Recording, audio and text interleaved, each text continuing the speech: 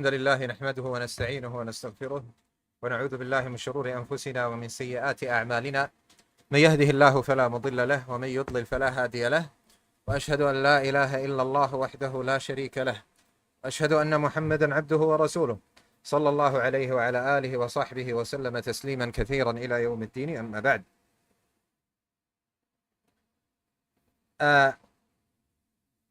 ابن أبي داود said وبالقدر المقدور أيقن فإنه دعامة عقد الدين والدين أفيح. And with divine decree be certain, surely it is the دعامة. دعامة هو عماد البيت, is the pillar of the house, the pillars of the house, the standing pillars of the house. And as in the قاموس المحيط, والخشب المنصوب للتعريش, and it is the wood that is put for making the house and so on. So it is the دعامة, the mainstay. From عقد الدين, the necklace of religion, والدين أفيح, and the religion is more spacious. أفيح واسع. طيب,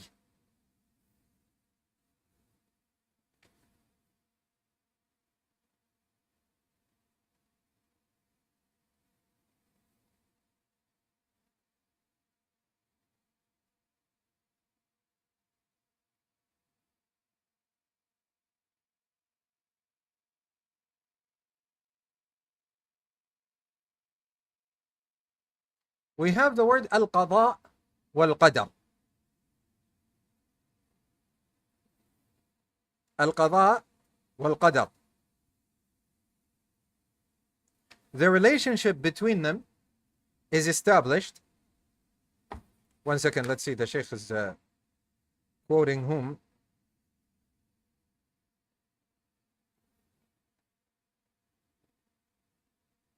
طيب, the Sheikh did not say, just says the explanation of al-Aqidah al-Wasitiyya. Maybe by Ibn Uthaymin? نعم. نعم.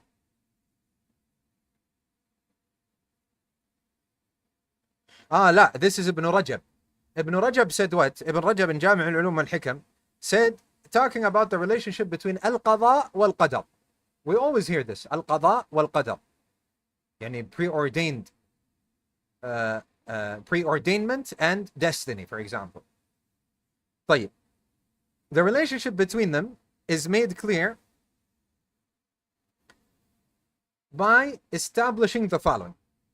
وهو أن من الأسماء ما يكون شاملا لمسميات متعددة عند إفراده وإطلاقه. That some terminologies would encompass many other terminologies and meanings when they are used alone and in general. فإذا قرن ذلك الاسم بغيره, so if this very terminology is used with another, it would indicate, صار دالا على بعض تلك المسميات, would indicate some of its meanings only. والاسم المقرون به دال على باقيها, and the other word or terminology that we coupled it with would mean the remaining meanings. The Shaykh says, وهذا كاسم الفقير والمسكين, like saying فقير and مسكين. If you say فقير on its own or مسكين on its own, دخل فيه كل من هو محتاج. It would mean everyone who is in need. فإذا قرن أحدهما بالآخر, however, if we say them both together, we say the الفقير والمسكين, the poor and the needy, one of the terminologies would mean only some meanings, while the other would mean the rest.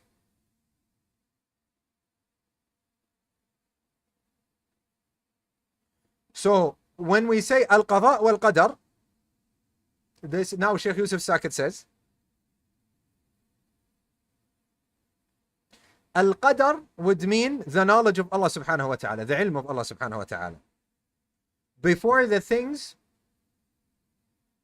are created. And before writing them, before creating them. And al-Qada would indicate the will of Allah subhanahu wa ta'ala. According to what He has created. طيب. I believe you haven't understood anything I said. And I think that there is overcomplication here. Some of the ulama said al-Qada wal-Qadar are synonymous. And what the Shaykh has been talking about all this time and quoting from Ibn Rajab is what we know, the ruling in اجتمع تفرق وإن افترق اجتمع. When they are brought together, the meanings change. And when they are not, when they are coupled together, the meanings change. And when they are not coupled together, the meanings are encompassed. What does this mean? Very simple.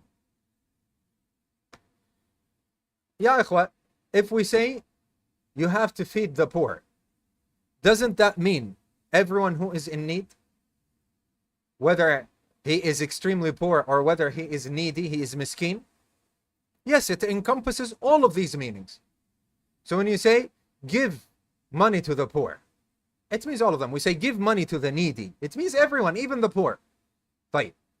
When we say give the poor and the needy, now there is a designation.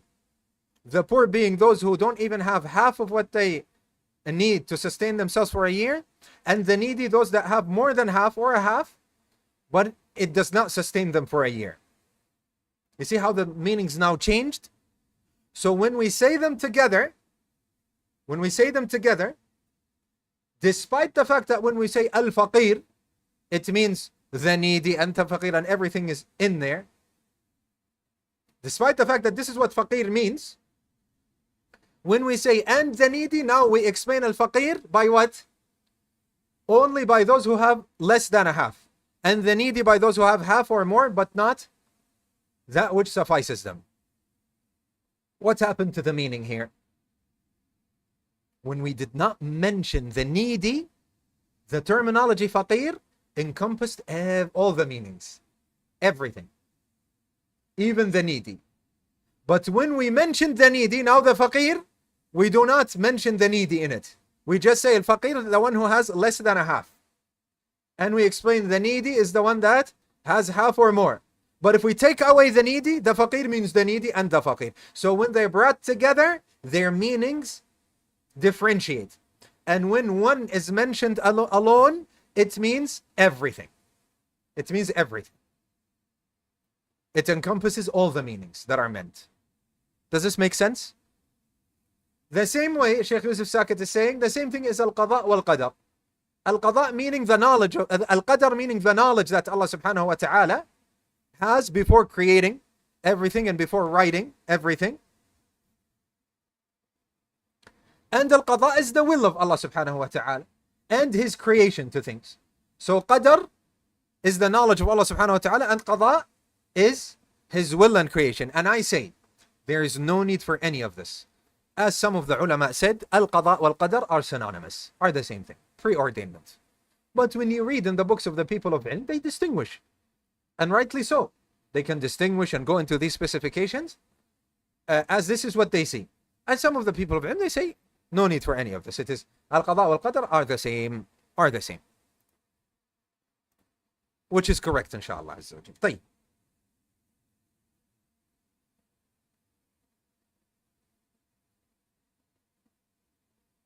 And Shaykh bin Uthaymeen said a similar thing. He said al-Qada wal-Qadar, when they are mentioned together, they have different meanings.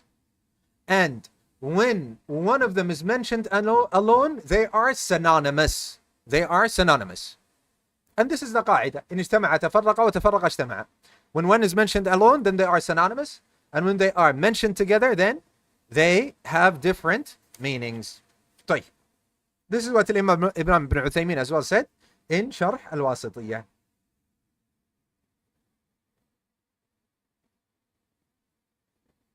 Al-Qadr includes the knowledge of Allah subhanahu wa ta'ala before something happens. The knowledge of Allah subhanahu wa ta'ala before it happens. Na'am, like Muslim and Mu'min. Ahsant.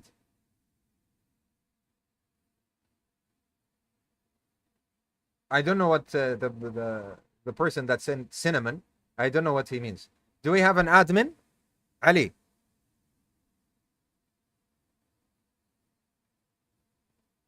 Ali?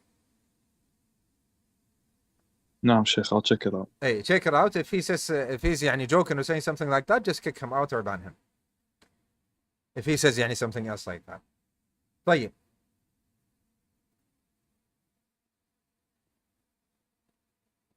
So the qadr of Allah Azza wa Jal, as we said, includes what?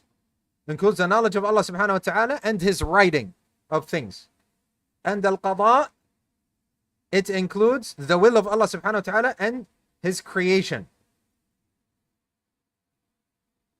For what he has willed and written. And by this, al-qada comes after al-qadar. And a group of the people of ilm, they said that this is the overweighing view. And the Shaykh al-Allama Muhammad Aman al-Jami rahimahullah ta'ala has given an example to clarify this. He said in Adwa ala tariqat al-da'wa, his book Adwa ala tariqat al-da'wa, page 17, وَالْقَضَاءُ وَالْقَدَرُ بِمَنْزِلَةِ الثَّوْبِ الَّذِي يُقَدِّرُهُ الْخَيَّاطِ. Qada and qadar are like the garment or the clothes that the tailor estimates. فهو قبل أن يفصله يقدره. So before he actually tailors, he actually makes the garments, the clothes, he estimates them. ويزيد ويوسع ويضيق, and he adds to it or makes it wider or makes it tighter. وإذا فصله فقد قضاه, and after he makes it, he tailors it, he has established it, he has made qada of it, and he cannot increase or decrease it. And this is the example of al-qada wal-qadar. طيب. What is the Shaykh saying? Let's understand this. Which one is before? Ya Nur al-Islam. Al-Qada or Al-Qadar before?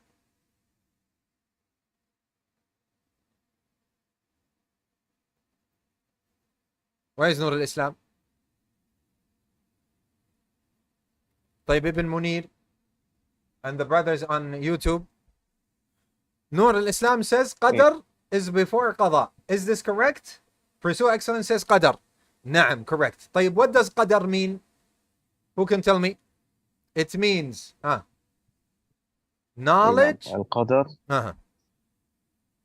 Ahsan Allah ilayk. Al-Qadar, based on what we saw, means knowledge of Allah. Qada is the will and the creation, according to knowledge and what? And creation. No. Creation, we said Qada. Knowledge and what? And I'm gesturing. Maybe Ibn Munir doesn't see me.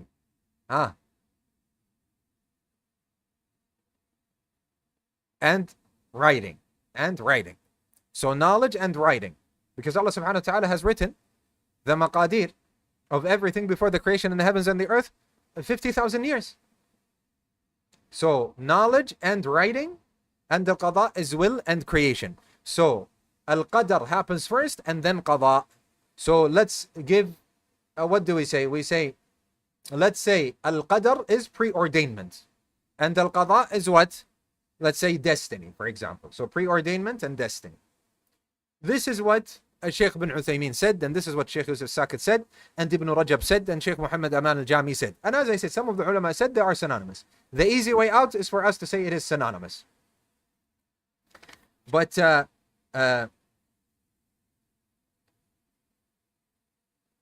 why did I say يعني that I am leaning more towards that they are synonymous? Because, and maybe someone can bring me يعني the proof, because this distinction يعني I didn't see a proof for it or example for it in the hadith or the Quran. That's why يعني I am still in between. I'm not saying it's wrong. Actually, it makes a lot of sense. And it could be the rajih, the overweighing view. But I'm still tending towards the other one, as I would like to study the matter more and look into it and see what the ones who said that they are synonymous say, or what is the evidence for what the mashayikh and these ulama, these mountains of ilm, have said in regards to this. Anyway, when it comes to believing in qadar, Ya Ali, what are the 4 levels of qadar, believing in qadar? I think I taught him this last year. Last year, right, Ali? Or 2 years ago, something like this. الله المستعان. Or a year and a half. لا How many are they? والله لا أدري شيخ. لا ما يصل. You're not studying. Because we repeated this so many times. Al-Qadar, Tawheed says 6. La. Qadar has 4 conditions. Nur al-Islam says knowledge, the writing, the will of Allah, creation. أحسنت. أحسنت. بارك الله فيك. أحسنت. جزاك الله خير. When we say Qadar, think about 4 things instantly, Ya Ali. Tawheed. Think about 4 things instantly. With your eyes closed. With your eyes closed. I have heard this so many times from Sheikh Salih Sahimi. With my eyes closed. As he repeated it and repeated it. When we talk about Al-Qadar, we talk about 4 things. The knowledge of Allah subhanahu wa ta'ala. The writing. The will, the creation. طيب, what about the knowledge of Allah subhanahu wa ta'ala? Allah subhanahu wa ta'ala يعلم ما كان وما يكون وما لم يكن لو كان كيف يكون. And Sheikh Salih Sahimi says it a tiny bit differently. He says ما كان وما لم يكن ما كان وما يكون وما لم يكن أن لو كان كيف يكون. So Allah subhanahu wa ta'ala knows what was, what is, what will be, what wasn't. If it was, how it would turn out to be. This is the knowledge of Allah subhanahu wa ta'ala. طيب. Writing. Allah subhanahu wa ta'ala has written the maqadir of everything, destiny of everything, before the creation of the heavens and the earth by 50,000 years. The will of Allah subhanahu wa ta'ala. What Allah subhanahu wa ta'ala wills is, and what He does not will isn't. Creation. Allahu khaliqu kulli shay. Allah subhanahu wa ta'ala is the creator of all things. Simple. This is what qadar means. Anyone talks to you about qadar, these 4 things, and how I just explained them, you have to say them with your eyes closed. So memorize them.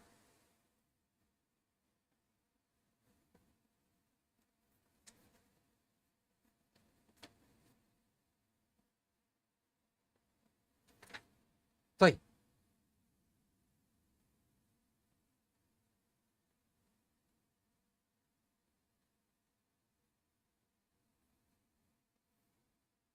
Sheikh ibn Uthaymeen, in his Risala, in Al-Qada wal-Qadar, talks about that the actions of the abd are based upon 2 things. Will, al-irada, wal-qudrah, and the ability. Because if he was unable of doing something, he's not going to be able to do it because he is incapable of doing it. And if he is capable of doing that thing and he did not will to do it, did not want to do it, he's not going to do it. فإذا كان الفعل ناتجا عن إرادة جازمة, so if the action is the outcome of a a certain will وقدرة كاملة and full capability, the one who has created certain will and perfect ability or complete capability is Allah subhanahu wa ta'ala. And like this we understand that we can say that Allah subhanahu wa ta'ala is the creator of the actions of the abd. However, al-abd, the creation of Allah subhanahu wa ta'ala, he is the one who truly and literally did the action. فهو المتطهر, for he is the one who makes tahara. وهو المصلي, and he is the one that prays. وهو المزكي, and he's the one that gives zakah. And he is the one that fasts, and he is the one that performs hajj and umrah, and he is the one that disobeys, and he is the one, Allah subhanahu wa ta'ala, and he is the one that obeys Allah.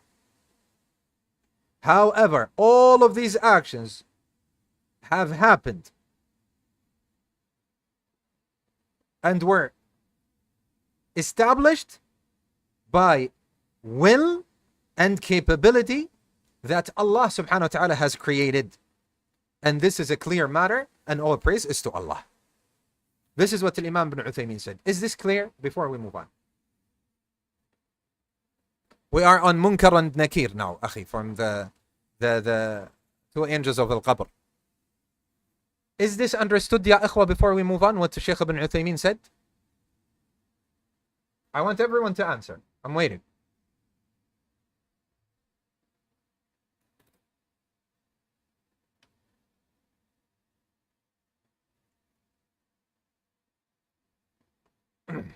No one is answering. طيب, Ibn Munir says na'am. Tawheed says alhamdulillah. The man with no name says understood. Good, alhamdulillah. Yani simply, you are the one who do your actions. You are the one who carries out the action. You do your actions because you are the one who prayed, right? طيب, but how did you pray? You were perfectly capable, and you had a will, certain will. I want to do this. But who created your will and capability? Allah subhanahu wa ta'ala. So when we say Allah subhanahu wa ta'ala is the creator of all things, yes, he is. Even your actions, yes. But Allah subhanahu wa ta'ala did not pray and fast. You are the one who prayed and fasted and so on. So Allah subhanahu wa ta'ala created you and gave you a free will, and he knows what you do. And that does not mean that he is the one that's doing them. You are the one who's doing it. And if somebody steals, he is the one who stole. Why? Because Allah subhanahu wa ta'ala has given him a free will. So it is, his will is created by Allah subhanahu wa ta'ala. Na'am. And the knowledge of Allah subhanahu wa ta'ala does not mean he forced you into it. Of course not. If I said, and I always give this example, and maybe you have heard it so many times, but don't get tired. As a reminder, it's good. If I say Abu Hafs, if Abu Hafs enters the exam, I am 100% sure he's going to get 100 out of 100. And this is exactly what happens. Does that mean that I took the exam and I have written the answers? No. No one with their sane mind can ever come and say, oh, you are the one who took the exam. No, it's not me. So me knowing that Abu Hafs is going to get 100% does not mean I forced him into getting 100 or I did the action.